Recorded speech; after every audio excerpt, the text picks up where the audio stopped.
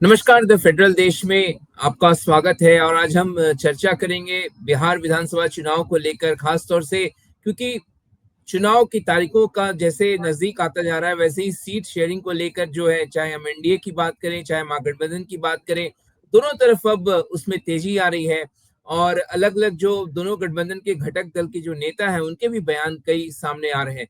उसी में से एनडीए के घटक दल हैं लोक जनशक्ति पार्टी रामविलास के अध्यक्ष चिराग पासवान, जिन्होंने एक बयान दिया और ये बयान ये है कि सम्मान के साथ समझौता नहीं होगा। अब सम्मान के साथ समझौता नहीं होगा, इस बयान के क्या मायने निकाले जाएं? आपको याद दिला दे, 2020 में चिराग पासवान अलग चुनाव लड़े थे। उन्होंने काफी नुकसान नीतीश कुमार को उनके अलग लड़ने के कारण हुआ था, लेकिन इस बार वो गठबंधन के साथ हैं। लेकिन सम्मान की जब वो बात करते हैं कि समझौता नहीं, तो इसके क्या मायने हैं? इसके लिए इस पर बात करने के लिए हमारे साथ धीरेन्द्र कुमार जी खुद उपस्थित हैं, जो कि प्रवक्ता हैं लोक जनशक्ति पार्टी रामविलास के। और हमारे साथ हमारे सहयोगी ललित राय भी हैं। तो धीरेन्द्र जी, आपसे ही पहला सवाल, क्योंकि सुबह से कयास लगाए जा रहे हैं कि चिराग पासवान कहना क्या चाहते हैं, क्या वो दबाव बना रहे हैं और क्यों इस तरीके का बयान उन्होंने दिया, जबकि वो खुद को प्रधानमंत्री मोदी का हनुमान बताते हैं। देखिए मनीष जी, साफ साफ मायने हैं कि पार्टी के नेता और पार्टी के कार्यकर्ताओं के बीच में परस्पर एक रेस्पेक्ट का, एक सम्मान का संबंध होता है। हम राजनीति इसीलिए करते हैं ताकि हमारे कार्यकर्ताओं को सम्मान मिले और उस सम्मान के साथ वो लोगों को सम्मान देकर के उनके समस्याओं का समाधान करें। तो इसको इसी रूप में उन्होंने कहा कि भाई, बिना सम्मान के कौन गठबंधन में रहता है। पहली बात देखिए, इसको दोनों दो चीजें हैं। आप लोग इतने तीक्ष्ण बुद्धि के होते हैं कि इसको सीटों के साथ में क्लब कर देते हैं। सीटें अलग, सम्मान अलग। पहले सम्मान फिर सीट। तो कार्यकर्ताओं को 2020 में अगर मुझे अलग चुनाव लड़ना पड़ा था, उसका कारण तो मेरे कार्यकर्ता ही का सम्मान था ना, जिसके चलते बिहार में किसी कारण से हमारी पार्टी ने अलग चुनाव लड़ा। और जो 365 दिन हमारे कार्यकर्ता लगातार काम करते हैं, क्षेत्र में सेवा करते हैं, जाकर के बिहार के कोने कोने में हमारे नेता जाते हैं और उन लोगों के सम्मान की रक्षा करना मेरे नेता आदरणीय चिराग पासवान जी का धर्म भी है और नैतिक कर्तव्य भी है। तो जब कोई पत्रकार ने पूछा होगा तो उन्होंने बोला कि बिना सम्मान के कौन कोई गठबंधन में रहता है। मामला यही है। तो धीरेन्द्र जी, क्योंकि विपक्ष जो है और आपके विरोधी जो गठबंधन है महागठबंधन, उसके नेता कह रहे हैं कि ये और बीजेपी के शह पे जो है इस तरीके का बयान चिराग पासवान दे रहे हैं, क्योंकि उनकी नजर जो है नीतीश कुमार पर है, उनकी नजर जेडीयू पे है। और जिस तरीके का 2020 का एक पुराना अनुभव है, जिस तरीके से हाशिए पर नीतीश कुमार चले गए, तो ये कहा जा रहा है कि चिराग पासवान इसलिए ऐसे बयान देते हैं कि बीजेपी के शह पे वो इस तरीके की बातें कर रहे हैं। मनीष मनीष मेरा धीरेन्द्र जी ने एक बात बोली जो है कि किसी पत्रकार ने तीक्ष्ण सवाल पूछा होगा और तीक्ष्ण बुद्धि, और उसके बाद जो है सम्मान को सीटों से जोड़ दिया जाए। लेकिन सर, इसमें बड़ी बात होती है कि जब कोई राजनीतिक दल से जुड़ा हुआ शख्सियत जब इस तरह की बात करता है तो सियासत है, तो उसमें सीट और सम्मान सब दोनों एक दूसरे के पूरक ही बन जाते हैं। सामान्य व्यक्ति के लिए सम्मान हो सकता है, लेकिन एक राजनेता के लिए जब वो इस तरह की बात करता है तो सिर्फ सम्मान शब्द नहीं है, बल्कि उसके साथ बहुत सारी चीजें भी जुड़ जाती हैं। ललित जी, आपने इसको क्लब कर ही दिया। बहुत अच्छी बात है कि अगर सम्मान अगर हम कार्यकर्ताओं का करना चाहेंगे तो निश्चित तौर पर मैं चाहूंगा कि ज्यादा से ज्यादा जगहों पे वो संवैधानिक दायित्वों का निर्वहन करे, किसी न किसी सदन के सदस्य के रूप में जाकर के सेवाएं दे। ये तो हर पार्टी के नेता की इच्छा रहती है, इसमें कोई बुरी बात नहीं है। न सिर्फ मेरी पार्टी के लिए, हर एक पार्टी जो भी गठबंधन में साथी है, सभी लोग चाहेंगे कि अधिक से अधिक सीटें मिले। और हमारी पार्टी को थोड़ा और मैं सोचता हूं कि जब अगर 100% का स्ट्राइक रेट हमारी पार्टी का रहा है, तो ऐसे में अगर मैं और मेरी पार्टी सोचती है तो इसमें क्या बुराई है। दूसरा पार्ट जो है आपका मनीष जी के सवालों का मैं लेता हूं कि इन्होंने कहा कि जिस तरह से मैं मिस कर रहा हूं, आपने क्या पूछा था? मेरा सवाल ये था कि बीजेपी के शह पे इस तरीके का बयान जो है हाँ जी जी जी, बस वो सह की बात है। मैं बताइए कि मैं किसी के सह पे किसी और को हमारे कार्यकर्ता मुख्यमंत्री की बनाने की बात क्यों सोचेंगे? मनीष जी जरा आप ये बोलिए। 365 दिन हमारे कार्यकर्ता बोलते हैं कि हम चिराग पासवान जी को मुख्यमंत्री बनाएंगे, हम चिराग पासवान जी को मुख्यमंत्री बनाएंगे। 11th आवर में आके कोई ऐसा थोड़ी है कि कोई अलग इसमें काम करेंगे जा करके।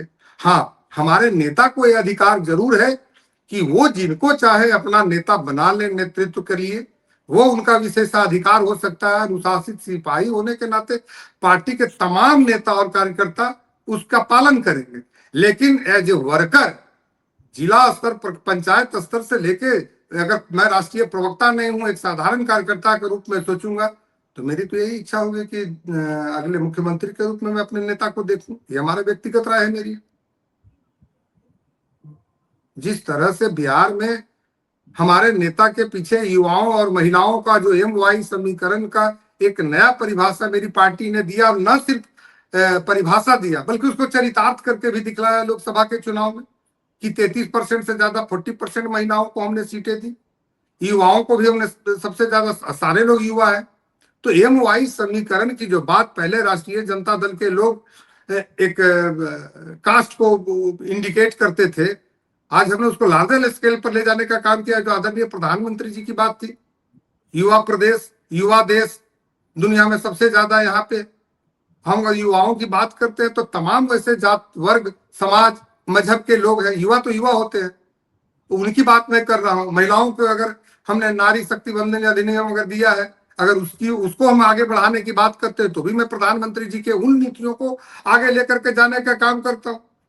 ये दोनों काम करने वाले तो हनुमान ही कहलाएंगे, कोई और थोड़ी हो सकते हैं। तो धीरेन्द्र जी, सवाल फिर से वही है कि जब वो सम्मान की बात चिराग जी कर रहे हैं, तो ये मान के चला जाए कि आप एनडीए के हिस्सा ही रहेंगे, एनडीए का पार्ट नहीं रहकर चुनाव लड़ेंगे। और दूसरा सवाल, जब चिराग जी ये बात कह रहे थे कि बिहार फर्स्ट, बिहारी फर्स्ट, ये नारा लेकर लगातार वो पिछले कई महीनों से बिहार के अलग अलग शहरों में, जिलों में वो लगातार घूम रहे थे, लेकिन अचानक क्या हो गया बिहार में? बड़ा इन दिनों ठंडा सा क्यों चिराग पासवान का जो वो मोमेंटम जो वो बढ़ा रहे थे, वो मोमेंटम इतना ठहरा हुआ सा क्यों नजर आ रहा?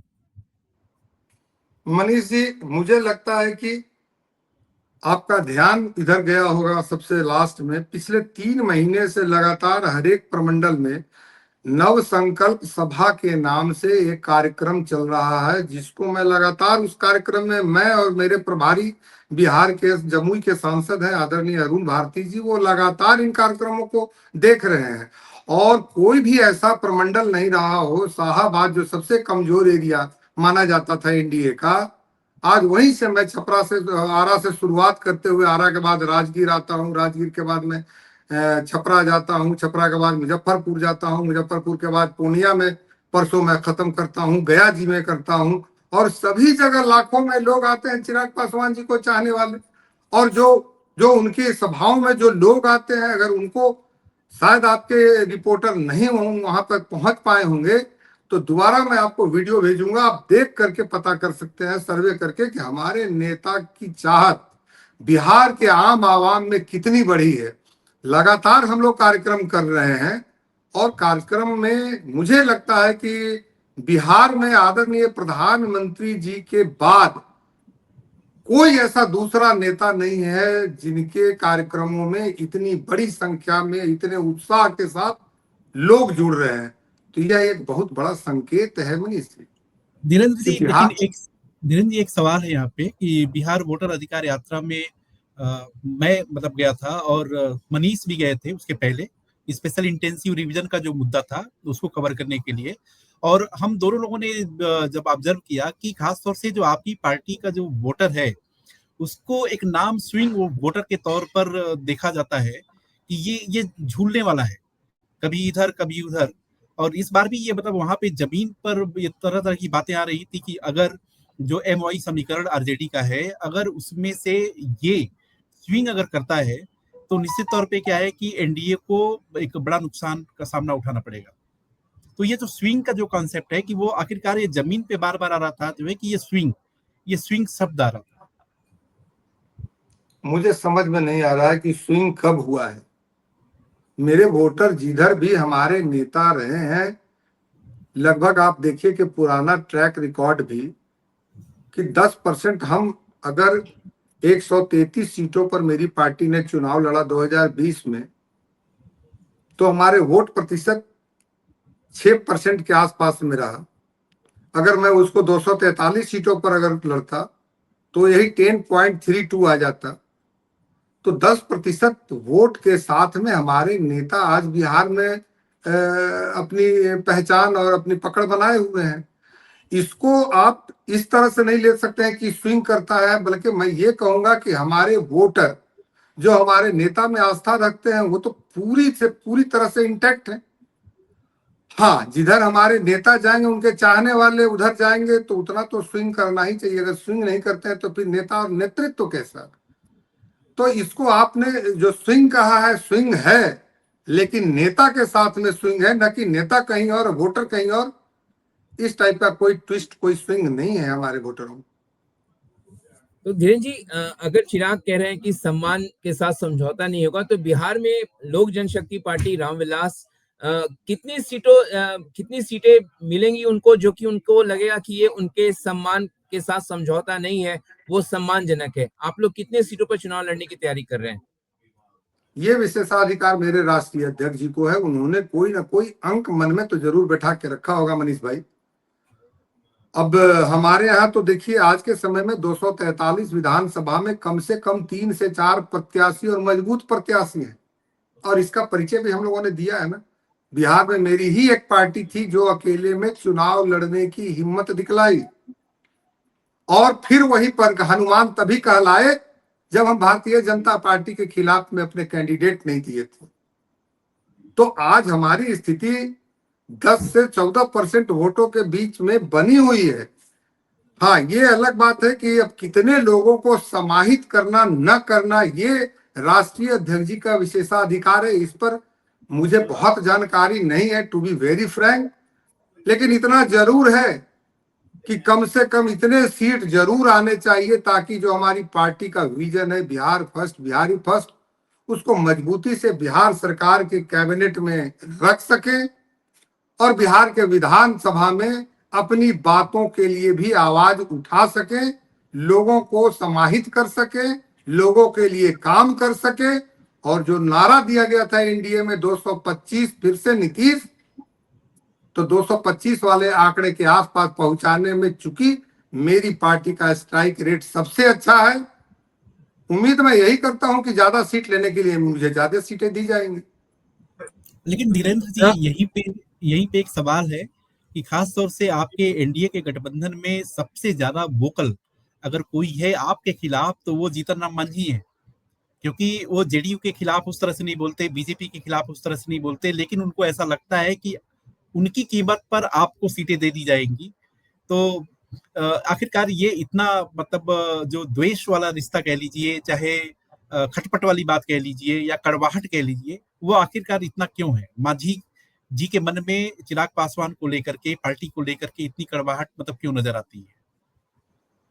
देखिए, वो बिहार के सबसे वरिष्ठ नेता हैं एनडीए के, और हम सभी उनकी इज्जत करते हैं, और उनकी बातों पर मैं तो उनको आशीर्वाद के रूप में लेता हूं कि वो जो भी कुछ बोले हम लोग उनके अनुभव का लाभ ही लेंगे चुनाव में।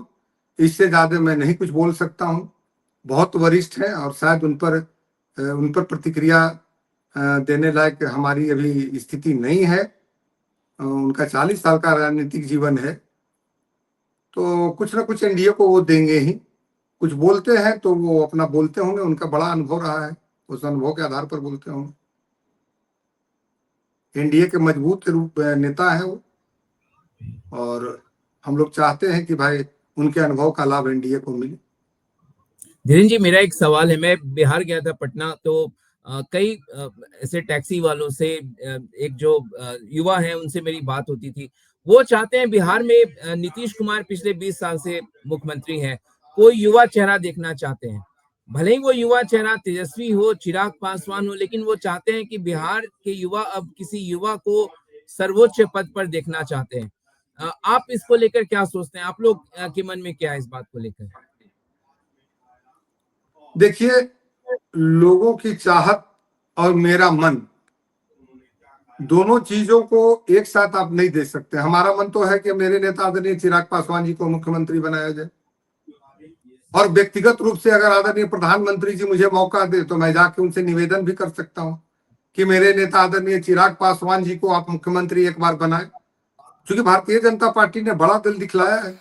जब 20-21 विधायक हुआ करते थे नीतीश कुमार जी के पास, तभी उनको मुख्यमंत्री बनाया गया था। तब तो उतना बड़ा जनाधार नहीं था उनके पास। आज अगर ये कालखंड आज हो या उम्र का एक पड़ाव है, शिफ्ट हो सकता है, तो वैसे समय में अगर आजादी के अमृत काल चल रहा हो 75वें वर्ष में, और देश को हम कहते हैं कि विकसित देश बनाना चाहते हैं 2047 तक, तो आजादी के 75 साल के बाद एक दलित युवा मुख्यमंत्री नहीं हो सकता। यह अगर ऐसा कोई दलित सोचता है, आम कार्यकर्ता सोचते हैं, युवा सोचते हैं, तो मुझे लगता है कि इसमें कोई बुराई नहीं है। लेकिन यह मेरी व्यक्तिगत राय है। अगर प्रधानमंत्री जी मुझे समय दें तो, लेकिन गठबंधन में हूं, गठबंधन की अपनी मर्यादाएं हैं। उस मर्यादा में रह करके आदरणीय मेरे नेता चिराग पासवान जी जो फैसला लेते हैं वो सराखों पे। लेकिन बिहार में जिस तरह से क्राउड पुलर के रूप में हमारे नेता हैं, आप कहीं भी उनकी सभाओं में देखेंगे तो लोग जिस तरह से, अभी राजगीर में हमारी पार्टी की एक बहुजन भीम संकल्प समागम हुआ था, जिसमें बिहार भर से सिर्फ और सिर्फ बहुजन समाज के लोग जुटे थे, और उनसे उनकी एक झलक पाने के लिए, एक सेल्फी लेने के लिए लोग जिस तरह से आतुरता उनमें थी कि पूरे गाड़ी को देखिए कि लोगों ने कैसे चढ़ करके उनको चूर कर दिया। मेरे नेता को कितनी कठिनाई से सुरक्षा कर्मी ने निकाला था। तो मैं समझता हूं कि यह वक्त जरूर आ गया है कि युवाओं को मौका मिलना ही चाहिए। युवा चाहते हैं कि अब नेतृत्व कोई युवा करे। अब इसमें फैसला तो गठबंधन में ही होना है। लेकिन हमारे नेता ने कहा है कि भाई इस बार हम लोग नीतीश कुमार जी के नेतृत्व में चुनाव लड़ेंगे। तो ठीक है भाई, नीतीश कुमार जी के ही नेतृत्व में, लेकिन नीतीश कुमार जी के बाद अगर बिहार का नेतृत्व बदलता हो तो मेरी इच्छा है, व्यक्तिगत मेरी इच्छा है कि आदरणीय चिराग पासवान जी बिहार का नेतृत्व करें, युवाओं का नेतृत्व करें। उन्हीं के कहने पर युवा आयोग बना है भाई। इस चीज को कैसे आप भूल सकते हैं? आज 5 किलो अनाज जो मिल रहा है, उनके पिताजी जो मेरे संस्थापक नेता आदरणीय रामविलास पासवान जी जब कैबिनेट में अपने जीवन के अंतिम समय में अस्पताल जाने से मात्र 2 दिन पहले जब कोरोना का काल आया था, तो उन्होंने कहा था कि गरीब लोग कैसे खाना खाएंगे जब सारी फैक्ट्रियां और सारी जगह बंद हो गई हैं काम करने वाली। इस बात को लोग भूले नहीं है। और आधारभूत संरचना की जो बात है, चाहे हाजीपुर में हो, टेलीफोन पहले सुना करते थे कि अमेरिका में लोग रिक्शे वाले, ठेले वाले, रेडी वाले, पटरी वाले मोबाइल फोन यूज करते हैं। आज ये मोबाइल उन्हीं हाथों में भारत के हर एक गरीबों के पास है। ये सोच और ये देन हमारे नेता उस समय मंत्री थे। हाजीपुर का मंडल कार्यालय रेलवे का बना, वो मेरे नेता आदरणीय रामविलास पासवान जी के समय में बना। केला को कैसे विकसित किया जाए और अंतरराष्ट्रीय बाजार में पहुंचाया जाए, ये उस समय का हमारे नेता का सोच था, जिसको हमारे अभी वर्तमान राष्ट्रीय अध्यक्ष आदरणीय चिराग पासवान जी ने उस पे वहां पे निफ्टन का स्थापना किया है, जो देश का दूसरा कॉलेज होगा, जो फूड प्रोसेसिंग चीजों को पढ़ाई कराई जाएगी। लीची उत्पाद हो, चाहे वहां पे मक्के का उत्पाद हो, आम का उत्पाद हो, तो जो विभाग, मखाना बोर्ड हो, इन सब चीजों पे लगातार काम कर रहे हैं। और बिहारी फर्स्ट विजन का ये महज एक छोटा सा पार्ट है। अगर पूरे विजन को कहेंगे तो मैं आपको भेज दूंगा और मेल पे भेज दूंगा, आप उसको पढ़ करके देखें। इन्हीं चीजों में से कुछ चीजों को निकाल कर, और जब हमारी सरकार, एनडीए की सरकार कार्रवाई कर रही है, तब आदरणीय विपक्ष के नेता तेजस्वी यादव जी कहते हैं कि मेरी घोषणाओं की नकल कर रहे हैं ये लोग। दरअसल में नकल ये कर रहे हैं हमारे 2019 में जो बिहारी फर्स्ट विजन आया, उसी डॉक्यूमेंट को लेकर के, और ये लोग नकल कर रहे हैं। हमारे नेता तो रिवर्स माइग्रेशन की बात कर रहे हैं कि उन बिहारियों को जो कभी इन जंगल राज के चलते पलायन कर गए थे, न सिर्फ लोग पलायन किए बल्कि बैंकर्स पूंजी भी यहां से पलायन कर गया, सब कुछ को वापस ला करके और फिर बिहार का वह गौरवशाली इतिहास बनाने की एक मुहिम हमारे नेता ने उठाई है।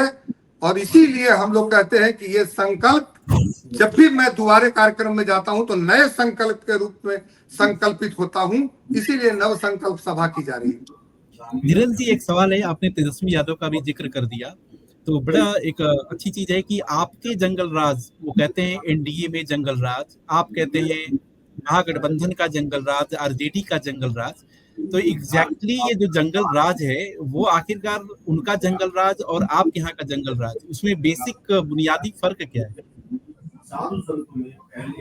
दोनों राज्य में आपको अगर उन दिनों बिहार आने का अगर मौका मिला होगा या रहे होंगे तो ये सवाल ही आप नहीं पूछते। बेसिक है कि अब ये टीवी पर डिबेट का बहस हो गया, उस समय जान बचाने की ये बहस थी। उस समय सिर्फ अखबारों में सवेरे में पढ़ा जाता था कि रात में 100 दलितों की बस्ती को काट दिया गया, लोगों की हत्याएं कर दी गई। आज अगर कोई घटना घटती है, बेशक घटना छोटी हो बड़ी हो, जान 100 जाए या 1 जाए, दुख उतनी ही होनी चाहिए। लेकिन आज आप लोग भी इतने सजग हैं और माध्यम बहुत सारा सोशल हो गया, इंटरनेट हो गया, बहुत सारा माध्यम हो गया, तो बातें निकल कर के आती है, चीजें एफआईआर रजिस्टर्ड होती हैं, सुनवाई होती है।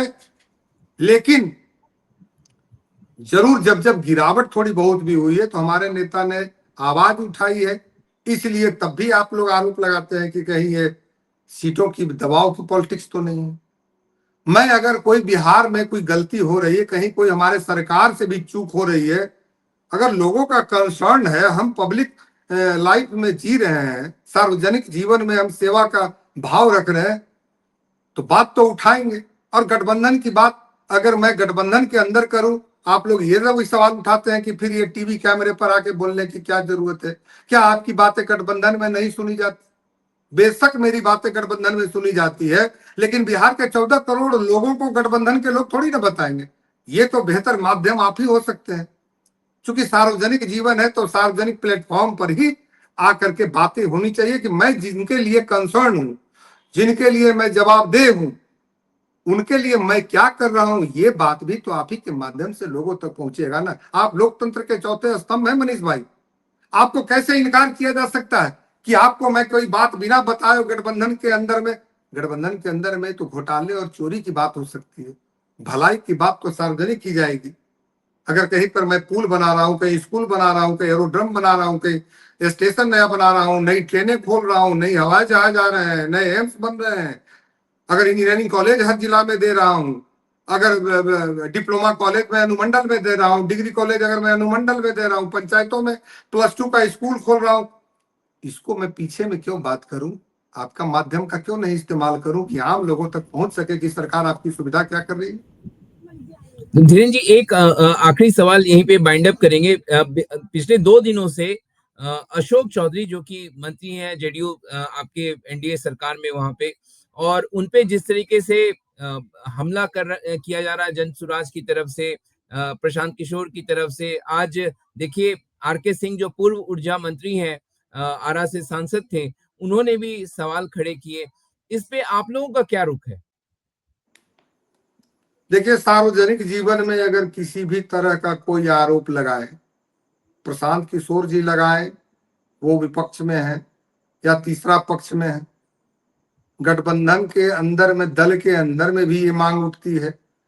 मुझे लगता है कि इस पर आकर के बिंदुवार जिस तरह से प्रशांत जी ने आरोप लगाए हैं जिन जिन लोगों पे, उनको उनका नैतिक कर्तव्य बनता है कि आकर के वो सार्वजनिक रूप से कैमरे के ऊपर में आकर के जवाब दे। कानूनी लड़ाई हक दोनों को लड़ने का है। जिन्होंने आरोप लगाया है वह भी कानून का अपना सहारा लेंगे और जिनके ऊपर में आरोप लगा है वो भी अपनी सफाई विभिन्न एजेंसियों के माध्यम से या कानून के माध्यम से जवाब देंगे। लेकिन सबसे पहले अपना चरित्र, अपने दामन पे अगर कोई छींटे आते हैं तो आपको भी कैमरे के सामने आके उन दागों पर स्पष्टीकरण देना चाहिए, चाहे वो गठबंधन का कोई भी नेता हो, कोई भी मंत्री हो। यह बहुत ही आवश्यक है। मेरी पार्टी का भी स्टैंड है कि भाई जिन पर आरोप लगे हैं उनको जवाब देना चाहिए आकर के। अच्छा धीरेन्द्र जी, एक सवाल लेते हैं। चिराग जी, क्या विधानसभा चुनाव लड़ेंगे? मेरी पार्टी ने प्रदेश कार्यकारिणी की बैठक में यह निर्णय लिया था बैठक की भाई चिराग पासवान जी चुनाव लड़े और सार्वजनिक सामान्य सीट से वो अपना विधानसभा का चुनाव लड़े। तो यहाँ से प्रस्ताव केंद्रीय कमेटी को चला गया है। सेंट्रल पार्लियामेंट्री बोर्ड के स्वयं राष्ट्रीय अध्यक्ष जी अध्यक्ष हैं, विचाराधीन है उनके पास यह प्रस्ताव, लेकिन आम कार्यकर्ताओं की यह मांग है। और मांग इसलिए है कि बिहार फर्स्ट विजन आपके नेतृत्व में बना है आदरणीय अध्यक्ष जी। तो लोग चाहते हैं कि बिहार विधानसभा में जब कोई नीतियां बने तो स्वयं उसके आपके नेतृत्व में वो नीतियां बने, इसलिए आपको विधानसभा लड़ना चाहिए और लड़ करके उनको अमली जामा पहनाने का कानूनी रूप देना चाहिए। और ये रिजेक्ट नहीं हुआ प्रस्ताव, स्टिल अभी उनके पास पड़ा हुआ है। तो मैं ये मान के चलता हूं कि उचित समय में उचित फैसला हमारे अध्यक्ष आदरणीय श्री चिराग पासवान जी लेंगे। धीरेन्द्र जी, मनीष से एक सवाल धीरेन्द्र जी से कि जैसा आपने कहा कि 2024 से आपने 100% स्ट्राइक रेट आपका रहा, तो अगर 100% स्ट्राइक रेट अगर विधानसभा के चुनाव में आता है तो क्या हम देखें कि नवंबर के बाद बिहार के जो मुख्यमंत्री चिराग पासवान होंगे? सुनने में बहुत अच्छा लगा, लेकिन काश इतना आसान होता। अकेले दम पर अगर अकेले दम 100% स्ट्राइक रेट की बात की थी, तो मुझे लगा कि ये चीज जोड़नी चाहिए उसमें। नहीं, बिल्कुल वाजिब सवाल है। सुन के भी मुझे बहुत खुशी हो रही कि अगर ऐसा हो सके। मैंने कहा ना कि काश ऐसा होता कि मेरे नेता आदरणीय चिराग पासवान जी बिहार के अगले मुख्यमंत्री के रूप में शपथ लेते, लेकिन गठबंधन है। लेकिन हाँ, इसे इनकार भी नहीं किया जा सकता है। नहीं क्यों होंगे?